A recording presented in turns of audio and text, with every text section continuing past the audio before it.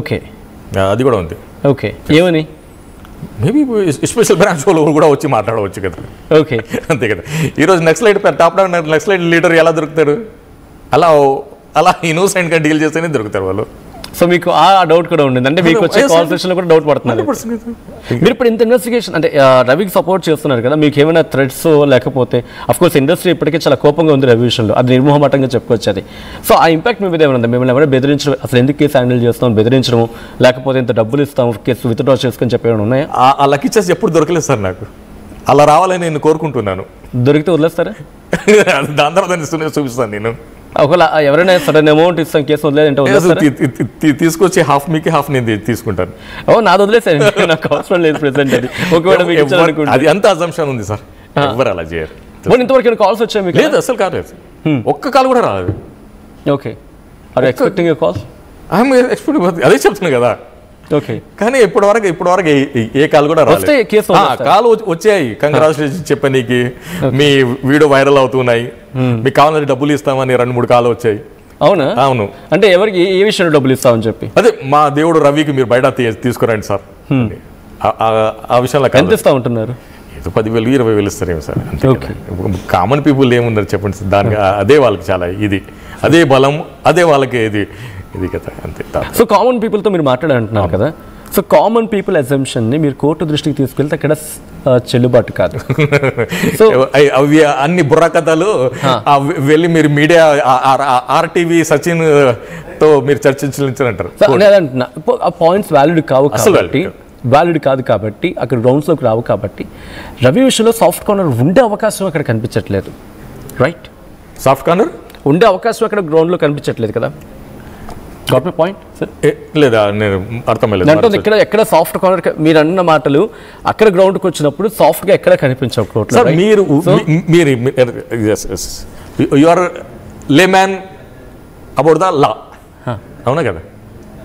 మీకు తెలియదు అది కోర్టు పురుషంగి. ఇప్పుడు సినిమాలో ఎలా జస్టిస్ చౌదరి లాగా వాదించేది ఏమి ఉండదు అక్కడ. ఉన్న ఫ్యాక్ట్ మీద 2 లైన్స్లో 2 మినిట్స్లో చెప్పాలి అంతే. న్యాయానికి ధర్మానికి అలా ఏమి ఉండదు కదా, లేకుంటే సప్తగిరి ఎల్ఎల్బి లాగా. సో అదే అంటే రవిని బయటకు తీసుకురావాలంటే మీ దగ్గర ఉన్న ప్రధాన ఆయుధం ఏంటి అనేది మీరు దాన్ని అసలు ఎక్కడ చెప్పట్లేదు. అది ప్లీజ్. మీకు ఆల్రెడీ చెప్పాను, 437 Class 3 okay CrPC, the offence death punishment ఉంది, లేకుంటే లైఫ్ ఇంప్రిజన్మెంట్ ఉంటేనే మనిషి జైల్లో ఉండాలి. అది ఈ కేసు కాదు. Okay. At least special act is like money laundering case, terrorist act ఉన్నాయనుకో, దానిలో 10 years పనిష్మెంట్ ఉంది. అది కూడా కాదు కదా. ఓకే. సో అందుకే బెయిల్ ఏంటంటే ఇదే టెక్నికల్ గ్రౌండ్. ఓకే. ఇప్పుడు రవి తను ప్రస్తుతం జైల్లో ఉన్నాడు, కస్టడీలో ఉన్నాడు కాబట్టి, పోలీస్ కస్టడీలో ఉన్నాడు కాబట్టి తనకి లీగల్గా ఏం అడిగే హక్కు ఉంటుంది? అఫ్కోర్స్ ఇప్పుడు మీరు యాడ్ అయ్యారు, లేదా పబ్లిక్ ప్రాసిక్యూటర్ ఉన్నారు కాబట్టి ఓకే, బికాస్ ఒక కామన్ మ్యాన్గా జైలుకి వెళ్ళిన తర్వాత ఎవరికి ఐడియా ఉండకపోవచ్చు లీగల్ పర్స్పెక్టివ్. సో కామన్ మ్యాన్గా అది కాకుండా పోలీస్ అంటేనే భయం ఎక్కువ ఉంటుంది. ట్రూ. సో ఇలా ఉంటుంది కాబట్టి మ్యాక్సిమం నేను చెప్తున్నాను ఈరోజు on record, 99% lawyers police station వెళ్ళనికే ఇష్టపడారు. ఓకే. ఎందుకు? అరే వాళ్ళ ఓన్ ఇది. ఓకే. కానీ నేను సెన్సేషనల్ కేసుకి నేనే వెళ్ళి తీసుకొని పోలీస్ విచారణలో ఇంటరాక్ట్ అవుతాను, ఇన్వాల్వ్ అవుతాను. ఓకే. రవి విషయానికి వచ్చినప్పుడు రవి తనకి ఎటువంటి ఫెసిలిటీస్, అది ఫెసిలిటీ వాడో ఇట్ మేబీ, తను ఎటువంటి రిక్వెస్టేషన్స్ కోర్టు ముందు ఉంచే అవకాశం ఉంటుంది? వన్స్ మీరు లీగల్గా వెళ్ళారు కాబట్టి లీగల్గా సపోర్ట్ ఇచ్చే అవకాశం ఉంటుంది కాబట్టి. Good question. సో ఒక్కసారి దీనికి సంబంధించి పోలీస్ కస్టడీ ఎప్పుడైనా కోర్టు గ్రాంట్ చేస్తే 3 times అతనికి ఫుడ్ ఇవ్వాలి, మంచి నీళ్ళు ఇవ్వాలి, తాగడానికి మంచి వెంటిలేషన్లో పెట్టాలి, ఓకేనా, గుడ్ క్లాత్, మరి ఆయన నేచురల్ పండుకొనేకి మంచి గది ఇవ్వాలి. ఇది ఇల్ ట్రీట్మెంట్ చేయరాదు, అబ్యూస్ లాంగ్వేజ్ చేయరాదు. మరి ఇన్వెస్టిగేషన్ చేసేటప్పుడు ఇప్పుడు మనం ఎలా కుర్చీ మీద కూర్చొని మాట్లాడుతానో సేమ్ ఆ యాంగిల్లోనే మాట్లాడాలి, దాన్ని కూడా రికార్డింగ్ చేయాలి. ఈ గైడ్లైన్స్ మరి 48 hours, ఎవ్రీ 48 అంటే 2 daysకి ఒకసారి గవర్నమెంట్ హాస్పిటల్లో అతను హెల్త్ చెకప్ చేయాలి. మరి గవర్నమెంట్ హాస్పిటల్ కూడా పూరం మొత్తం బాడీ స్కాన్ చేసి, అంటే ఎక్కడ ఇల్ ట్రీట్మెంట్ చేసి ఏదైనా ఫోర్స్ యూజ్ చేశారని వాళ్ళు కూడా మెడికల్ ఫిట్ రాస్తారు, అంటే ఈజ్ మెడికల్ ఫిట్ అన్నట్టు. ఓకే. సో ఇక్కడ నుంచి కరేబియన్ ఇక్కడ ఇంకొక వినిపించిన మాట, ఎందుకంటే నేను కూడా జనాలతో మాట్లాడినప్పుడు కరేబియన్ దీవులో తను ఉన్నప్పుడు అక్కడ ఒక సెటప్ ఉండింది, హైదరాబాద్లో ఉన్నప్పుడు కూడా సెటప్ ఉంది, ఇక్కడ దొరికాడు కాబట్టి. సో కరేబియన్ దీవుల నుంచి జరిపాడని అన్నప్పుడు అక్కడ సెటప్ ఉండాలి కదా, ఇక్కడికి వచ్చినప్పుడు తనకు సంబంధించిన హార్డ్ డిస్క్లు ఉన్నాయి, గ్యాడ్జెట్స్ ఇక్కడ దొరికాయి, ఇవన్నీ వినిపిస్తున్నాయి. సో ఎస్టాబ్లిష్మెంట్ అక్కడ ఉందా, ఇక్కడ ఉందా, లేకపోతే రెండింటి నుంచి నడిపేవాడా? మీరు చెప్తేనే నేను వింటున్నాను, మీరు చెప్తేనే నాకు తెలిసింది అది. ఓకే. ఆ material part of the material నాకు ఏం లేదు. ఇప్పుడు మీరు చెప్పాను అనుకో, నేను డినై చేస్తాను, అది పోలీస్ ప్లాంట్ చేస్తానంటారు. మీరు చెప్పండి, నాకు ఆన్సర్ ఇవ్వండి. పోలీస్ కావాలని ప్లాంట్ చేశారు అది. బట్ ఎస్టాబ్లిష్ చేసిన సందర్భంలో వాటిని ఎస్టాబ్లిష్ చేయాల్సి ఉంటుంది కదా, హార్డ్ డిస్క్ ఇన్ఫర్మేషన్ చేయండి మీరు. డ్యూటీ ప్రాసిక్యూషన్ ఉంది కదా, పోలీసు ఉంది. ఓకే. నేనైతే డినై చేస్తాను. ఐటీ యాక్ట్ అప్లికేబుల్ అవుతుందా? ఐటీ ఆల్రెడీ అప్లికేబుల్ అవుతుంది, ఐటీ యాక్ట్ ఆల్రెడీ పెట్టేశారు. అయితే దాన్ని మీరు ప్రూవ్ చేయాలి కదా.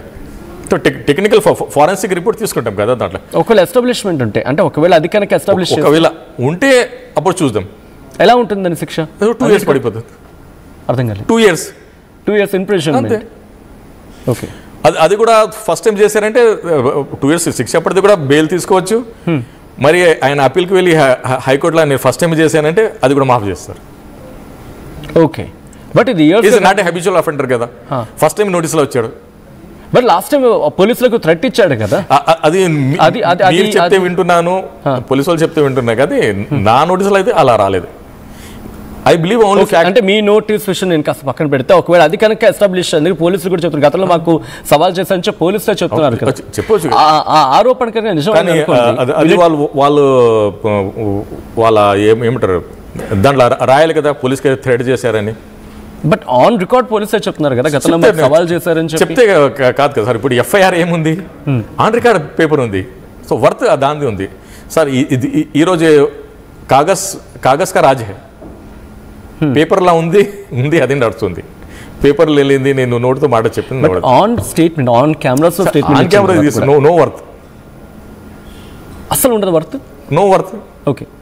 నేను హామీ ఇస్తాను, ఆన్ కెమెరా 5 lakhs ఇస్తానని. నేను వర్త్ ఉందా? మీకు ఇచ్చి 5 lakhs చెక్స్ అయినా క్యాష్ అయినా ఇవ్వాలి, లేకుండా డిజిటల్ పేమెంట్ ఇవ్వాలి, అంతే కదా. No worth. ఓకే. సో పోలీసుల్ని బెదిరించాడు అనేది, అంటే బెదిరించిన సెన్స్ అలా నన్ను పట్టుకొని చూడండి దమ్ముంటే అనేది ఒక స్టేట్మెంట్ రిలీజ్ చేశాడు అనేది చక్కలు కొడుతున్నమాట. ఈ అంశాన్ని పోలీసులు కూడా ప్రస్తావించారు. సో ఒకవేళ ఈ గ్రౌండ్స్ లో పోలీసులు కూడా బెదిరించాలనే కోణంలో శిక్ష పడే అవకాశం ఉంటుందా? ఎందుకంటే రకరకాల కేసెస్ తన విషయంలో వినిపిస్తున్నాయి. అప్పుడే ఎఫ్ఐఆర్ చేయాలి కదా దాని మీద. వాళ్ళు మాకు సవాల్ చేశారని ఒక ఎఫ్ఐఆర్ చేయాలి.